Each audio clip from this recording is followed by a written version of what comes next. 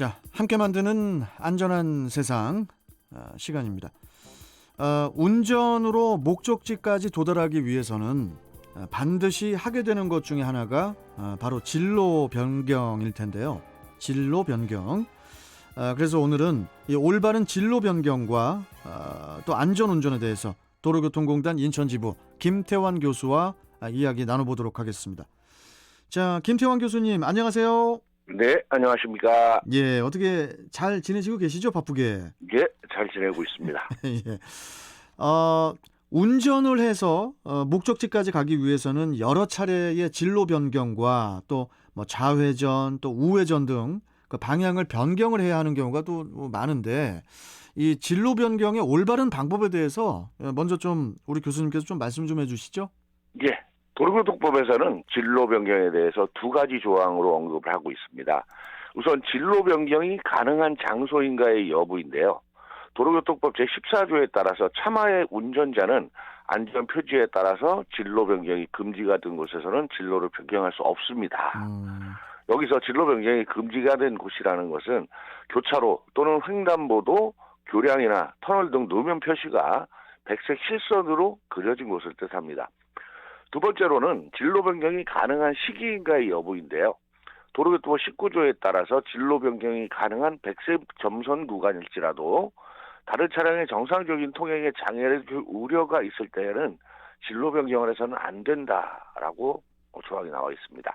만약 진로 변경이 금지된 흰색 실선 구간에서 진로를 변경한 경우에는 벌점 15점, 범칙금 6만 원에 신호 및 지시 의무 위반으로 단속이 되고 다른 운전자의 통행에 장애를 주는 방법으로 진로를 변경하였다면 운전자에게는 벌점 10점과 승용차 기준으로 범칙금 3만 원이 부과됩니다. 네.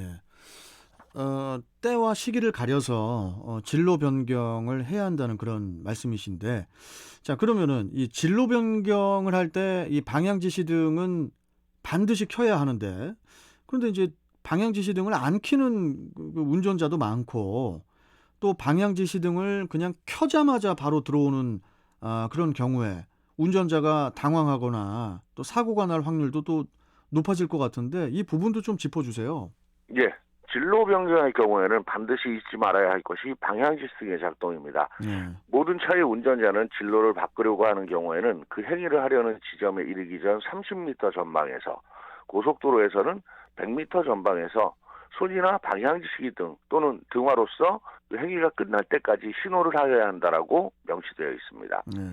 이는 변경하고자 하는 차로를 주행 중인 운전자가 진로 변경을 하고 싶다는 의사를 다른 운전자에게 전달하는 것으로 충분한 거리에서 다른 운전자가 인식할 수 있도록 작동하는 것이고요.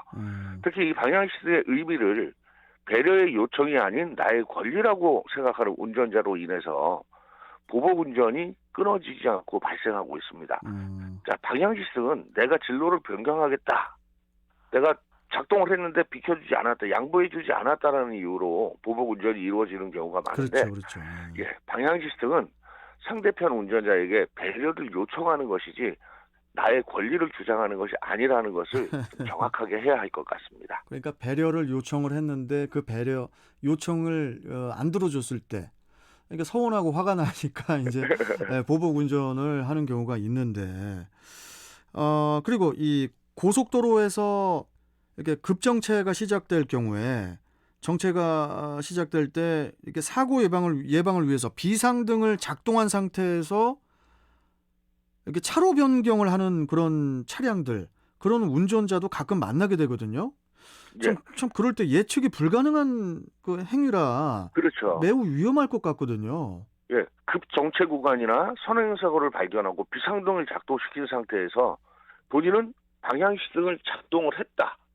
근데 비상등을 켰다라는 건 양쪽 모두가 불이 들어오기 때문에, 그렇죠. 실제로 다른 운전자들은 저게 비상등이지 방향지시등이라고 의미를 전달할 수 없다라는 것이 문제가 되는 거죠. 예. 그래서 일반적으로 진로를 변경하는 운전자는 충분한 공간이 있었기 때문에 올바른 진로 변경이라고 생각할 수 있지만, 옆차로의 차량이나 운전자는 공간이 너무 좁았는데 들어왔다, 그래서 뭐 경운기를 울리거나 일명 뭐 상향 등을 연속적으로 작동하는 쌍라이트를 켜는 운전자들도 보게 되는데 이는 서로의 생각이 너무나 다르기 때문이라고 분석할 수 있고 자, 위험한 상황에서도 비상등을 켰다가도 만약에 진로를 변경해야 되는 경우라면 비상등을 끄고 방향 지시를 켜는 것이 맞습니다. 그렇군요. 그러니까 운전자라면 이제 누구나 할 수밖에 없는 이 진로 변경. 이게 이제 방향 지시 등 사용과 함께 이렇게 안전한 방법으로 진로 변경을 해야겠고. 자, 그러면은 교수님, 이 진로 변경과 끼어들기하고는 어떤 차이가 있는 거죠? 뭐 내로남불이라는 말처럼 요새 대부분의 내로남불이 사람들이 많이 나오네요. 내가 내로남불. 하면 진로 변경, 남이 하면 끼어들기라고 생각하는 경향은 물론이고요. 예. 자, 일부 운전자는 옆 차로의 차가 방향 시등을 작동하면 속도를 높여서 주행하는 차량도 있지만 어떤 운전자는 흔쾌히 양보를 해주는 경우도 만나게 되는데 많은 운전자가 헷갈려하는 것 중에 하나가 진로 변경과 끼어들기의 차이점입니다. 도로교통법 23조에 의하면 모든 차의 운전자는 정지하거나 서행하고 있는 다른 차의 앞으로 끼어들지 못한다라고 되어 있습니다. 즉 차가 밀리거나 혹은 경찰 공무원의 지시가 있어서 이유로 서행을 하고 있는데 억지로 끼어드는 경우를 끼어들기 금지 위반에 해당하고요.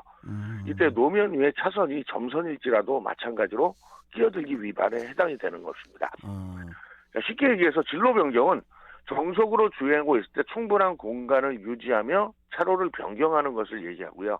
끼어들기는 정지 또는 서행 중인 차량 앞으로 차로를 변경하는 것을 뜻합니다.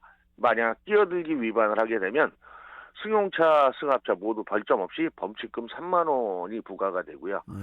이처럼 차로 변경을 하다가 발생하는 사고를 보면 자동차의 사각지대는 물론이고 운전 중 거리 감각, 속도 감각에 문제가 되어서 발생할 수 있기 때문에 이 정도면 괜찮지 않을까가 아니라 완전히 안전이 확보되는 상황에서 진로를 변경하는 것이 무엇보다 중요하고요. 좀 방향시등을 길게 켜서 다른 운전자들에게 의사를 알리는 것 역시 중요합니다.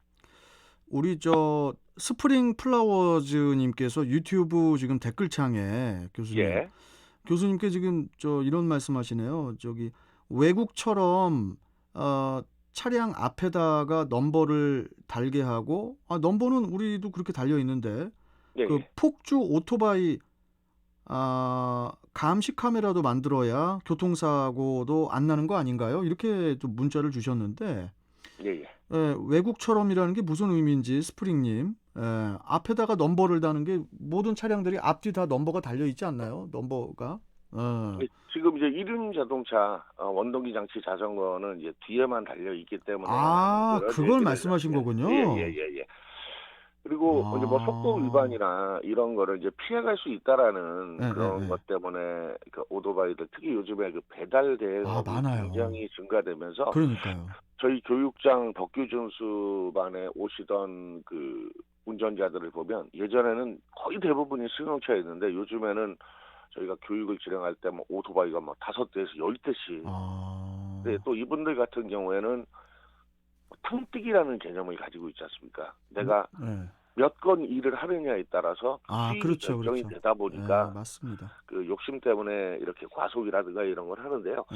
예전에 큰 부상을 입고 오신 그 배달 대행업 기사분이 한 분 계셨는데 이번에 사고 난 이후로 법규를 꼬박꼬박 지키면서 운전을 하고 있는데 수입에는 별 차이가 없더라. 그래요. 이런 얘기를 하시더라고요. 그래서 어떤 상황이 터지기 전에 미리미리 좀 알고 법규를 지키는 그런 의식 자체가 무엇보다 중요하고 사고를 예방할 수 있는 방법이다. 이렇게 좀 말씀을 드려야 될 것 같아요. 알겠습니다. 우리 스프링 플라워즈님 의미는 이제 오토바이 앞에도 좀 넘버를 달아달라. 그게 더 안전하지 않냐 이런 또 댓글이었고 자 그럼 마지막으로 차로 변경이나 끼어들기를 안전하게 하기 위한 방법 어떤 것들이 있습니까 교수님? 차로 변경은 해도 되고 끼어들기는 하지 말아야 됩니다. 일단 해당 차로에서 주행하고 있는 차량은 내가 판단한 거리보다 훨씬 더 가까이 있다라고 판단을 해야 하고요.